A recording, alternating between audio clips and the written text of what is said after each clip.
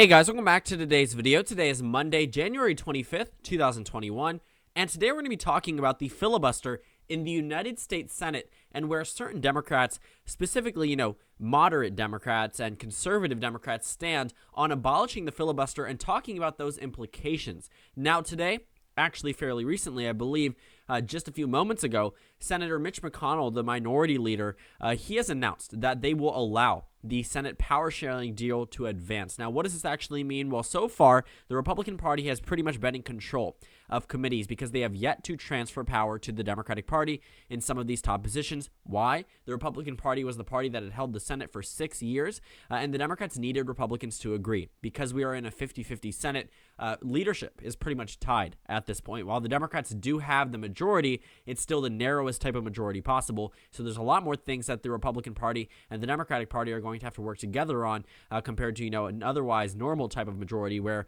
the Republicans or Democrats would be ahead 52-48, 53-47. Now, since it's 50-50, there's a lot more power sharing actually being discussed. And since this is now passed, Mitch McConnell has given up his effort to try to get Chuck Schumer to pretty much declare in writing that the filibuster in the United States Senate will not be changed. The nuclear option will not be invoked by the newly elected Democratic Senate. And I think that was something that Mitch McConnell really wanted to see happen because he knew the Democrats had just taken control, had a Democratic trifecta for the first time in 10 years. This is the first time that they have controlled the United States Senate since 2014. So this is something the Democratic Party has definitely longed for and really wanted to win over the past few elections and finally got it. And now that they have the power to do so, they could technically try to get rid of the filibuster, but we will talk about why it's being upheld and why certain Democrats are voting to keep the filibuster because there are long-standing implications that we also need to discuss as we go further.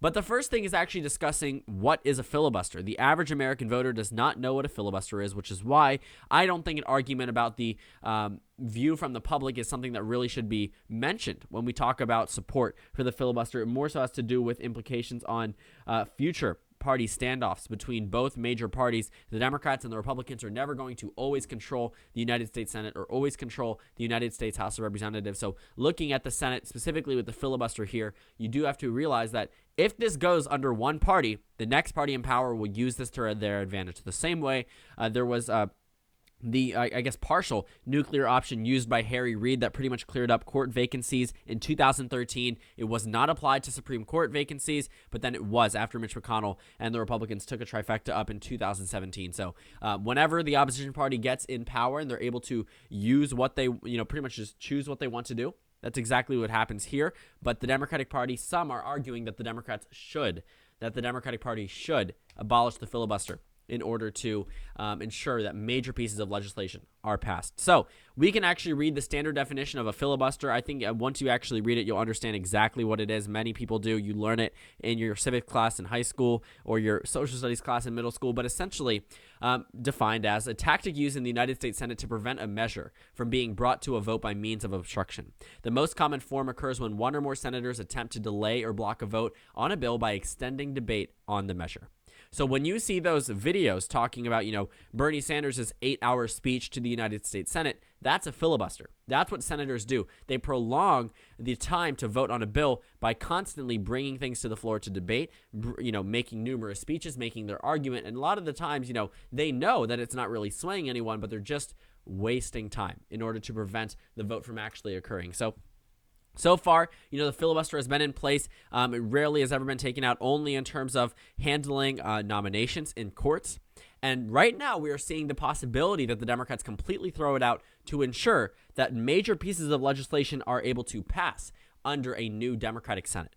So we're actually going to talk about this really quickly. The nuclear option right here is outlined as well. The nuclear option has been proposed to eliminate the 60-vote threshold for certain matters before the Senate. The nuclear option is a parliamentary procedure that allows the United States Senate to override the standing rule of the Senate, including the 60-vote rule to close debate by a simple majority of 51 votes. So when you open debate, you need 60 votes to close it.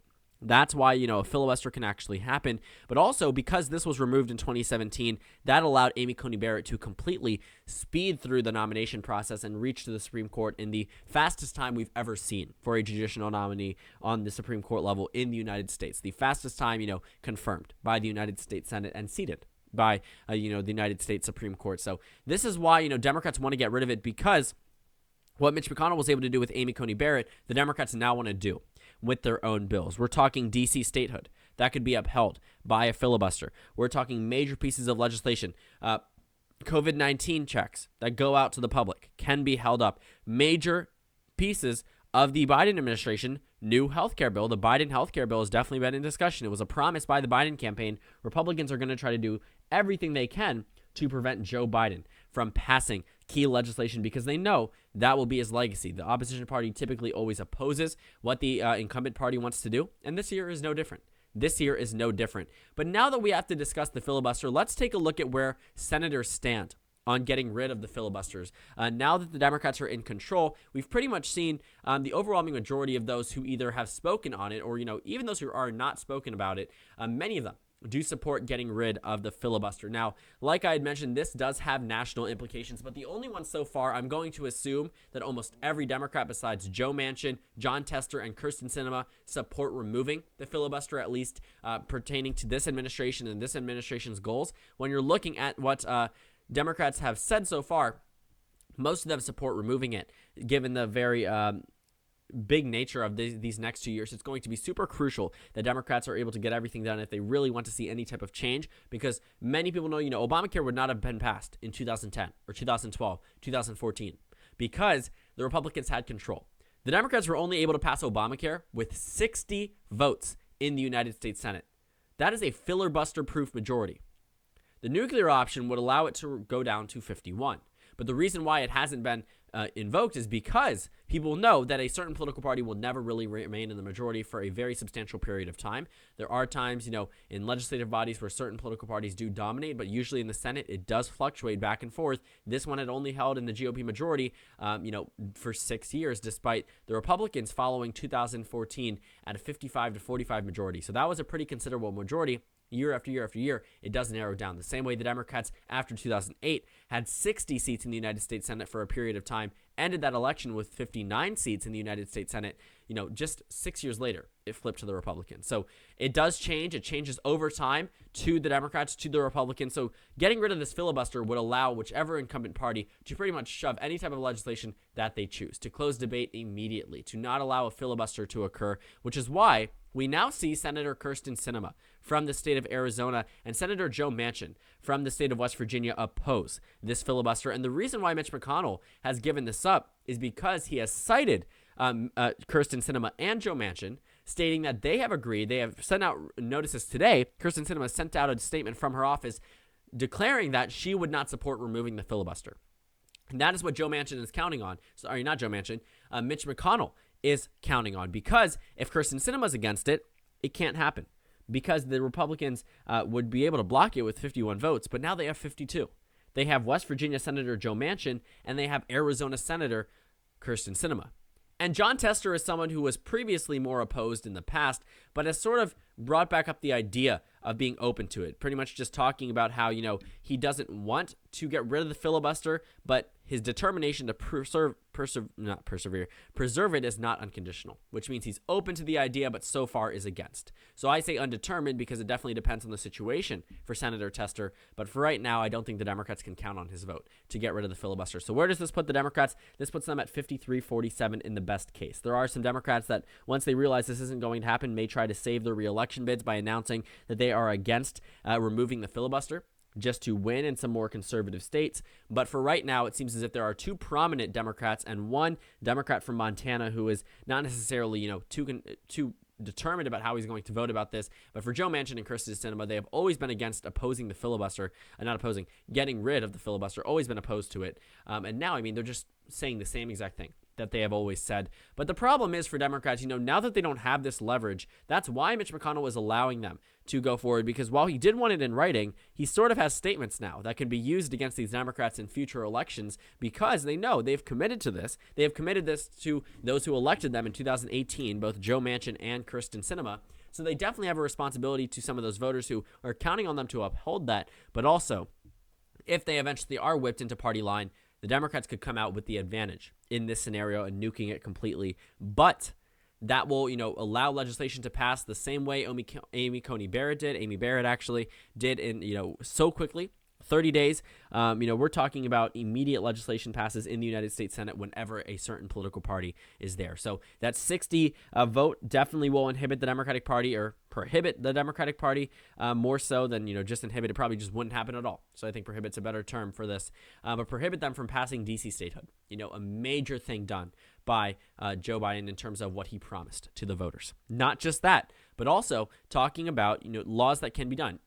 Joe Biden cannot make D.C. a state through executive order. This has to come through the United States Senate. The House of Representatives is likely to vote for D.C. statehood. But the Senate, however, there are still some Democrats who are iffy about it. Joe Manchin and other Democrats have said they were going to weigh the pros and cons. But so far, without the filibuster being completely nuked, it will also prevent Democrats from passing major pieces of legislation, but it also protects them for whenever time they end up in the minority. And so far, considering that they're at 50-50, it's not that difficult to see how, one seat could really tip the scale, because it ultimately could. One seat could tip the scale away from the Democratic Party. Away from the Democratic Party. All it takes is one seat to be lost in 2022. So looking at the senators that certainly oppose it, Joe Manchin is no surprise. I think Kyrsten Sinema is more of a surprise. While she has, been very outspoken against it in the past, I also want to point out the state that she's from is not exactly a red state. It's not exactly a state that leans to the right. It's not a Democratic state, but it's certainly purple. It's certainly a swing state. West Virginia makes sense because Donald Trump won it by 69 percentage points. Joe Biden just got roughly 30 percentage points in West Virginia. Arizona, however, Joe Biden won. He didn't win by a lot, but 49.36% is higher than 29%. And there are 2 Democratic senators from Arizona. And while Kyrsten Sinema certainly has been touted as a centrist Democrat, her record definitely shows that she's a little bit more left-leaning than she would like to lead on in her campaigns. But this doesn't really show that. This doesn't show the same type of, not necessarily energy, but the same type of commitment that she had made in the past. She had always said that she was opposed to nuking the filibuster. I mean, she wants rule changes that would be somewhat unrealistic in our current Senate landscape, just because of partisanship, just because of, how easy it would be to block certain things. But I think that Kyrsten Sinema is upholding a promise that she has always had, but I don't think this really aligns with a lot of her previous views. But also, the Democratic Party is going to have to do their best to try to bring her into line, allow her or convince her at that to vote down the party line, because now that Mitch McConnell was given it up, there is no written agreement from Chuck Schumer. There is no outlined agreement that they will not nuke the filibuster. While Mitch McConnell may be counting on senators like Tester, like Manchin, like Sinema, they are still Democrats at heart. They could still very much turn on the GOP, turn on Mitch McConnell, and possibly even break their promises. I mean, Joe Manchin probably isn't going to win in 2024 no matter what he does. Kyrsten Sinema probably will. So both of those senators don't really have much to lose. But I do think that it's important to know, while they are keeping their promises, they are disappointing a lot of Democrats at the same time, which is why I think it's very possible that Chuck Schumer does try to bring them into line, does try to get them to vote a certain way, along with Jon Tester. Because Jon Tester has been open to it, I don't think he's he's obviously not completely opposed, but I don't think that he'd be as resistant by any means as Kyrsten Sinema or as Joe Manchin. I think he definitely, would sit down, have a discussion about it, because the Democrats do realize, everything matters for the next 2 years, and if they don't get rid of this, then major pieces of legislation that they likely won't have a crack at until 10 years from now, the same way this happened in 2008. The Democrats have an opportunity to do something now. Whether they choose to take it or not is up to them, but, it would also set a very horrible precedent for both political parties, that they would be able to just completely change the rules whenever their party is in power. And I think that while Democrats do see the severity of the situation, the Republicans will inevitably end up back in power in the United States Senate and will use this against them, the same way they did to Harry Reid from 2013 to 2017. So it's a very tricky pathway for the Democratic Party. They have a lot to juggle when it comes down to what happens next for them. I think that either way, the Democrats are going to have a somewhat productive legislative year, given that they have a Democratic trifecta, probably a lot more if the filibuster is removed. But then again, you do have to realize, if that is removed, then the Senate is open the next time it's under GOP control to pass anything they want to without filibuster. Anything they want to. And filibusters typically are, just minor setbacks. Eventually, things do get through the United States Senate. But we're talking, this could go in and out relatively to all of the other bills that have passed, and that's especially major bills. I mean, adding a state could be in and out, to add a 51st state to the United States. I mean, things like this, some Democrats argue shouldn't happen because they know while they may personally agree with it for right now, it may personally benefit them. They do also have to acknowledge that, future Republicans in control will use this against them because they have in the past. Getting rid of something and changing the rules just because your political party is in power does set a very bad precedent for both political parties, for the entire American electorate. Because if you don't see this, why this is different, I really think that you should look at why this would be bad for both political parties. Even if you are a Democrat or a Republican and you believe that your political party should be able to pass things with 51, not 60, because of major pieces of the legislation that desperately need to pass in many cases. I mean, we're talking COVID relief that could likely be held up by a filibuster, but also one person would have to weigh out the reason that, even though that would be something that would be immediately good, think about the long-term effects. Because some of these rules have been in place for centuries, for decades. And if they're fundamentally changed, and if the precedent is there that the incumbent party can change it, everything's hands off. When that nuclear option hit in 2013, and it just didn't apply to Supreme Court picks, what happened the next time Republicans took it for trifecta? They got rid of that Supreme Court pick pool rule. And now, Amy Coney Barrett is in the United States Supreme Court.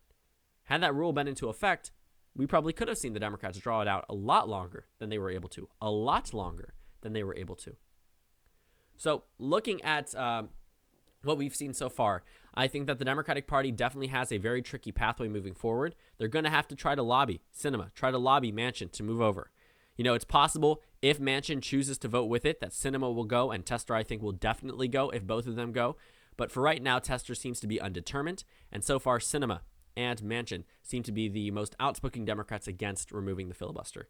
And this is something that Mitch McConnell has definitely wanted from the Democratic Party, and so far he has it. But also, it's not a written agreement, which means those Democrats can go back on their promises if they choose to.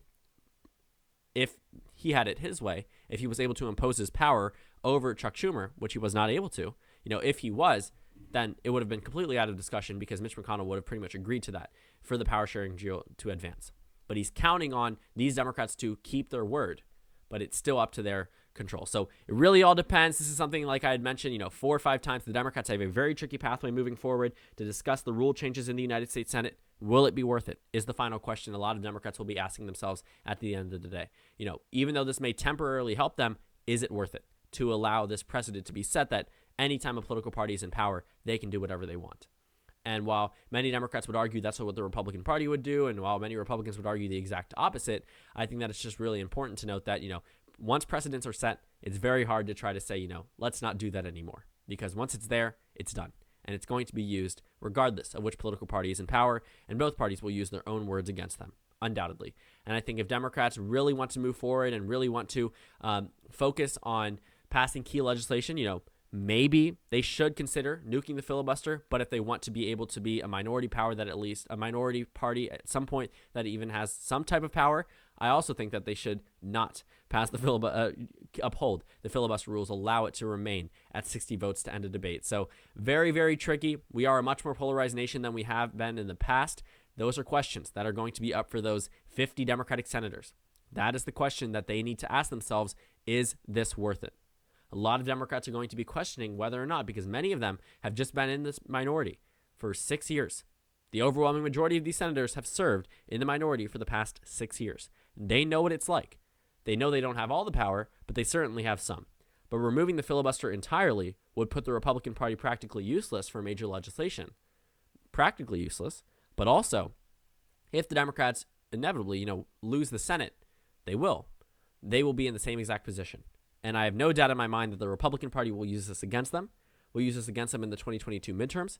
Will use the policy change, the Senate rule change to pass whatever they want the next time a Republican wins the presidency and there's a Republican trifecta. This is a very tricky pathway for Democrats. So that's pretty much it for this video. Thank you guys so much for watching. Make sure to comment down suggestions below. Subscribe on the left if you haven't already, and check out the Instagram and Twitter. At the bottom left of the screen, there's also a Discord server for you to go ahead and join. On the screen, there's a video you can watch and then a playlist for my post-2020 election videos. Again, thank you guys so much for watching, and I will see you all tomorrow.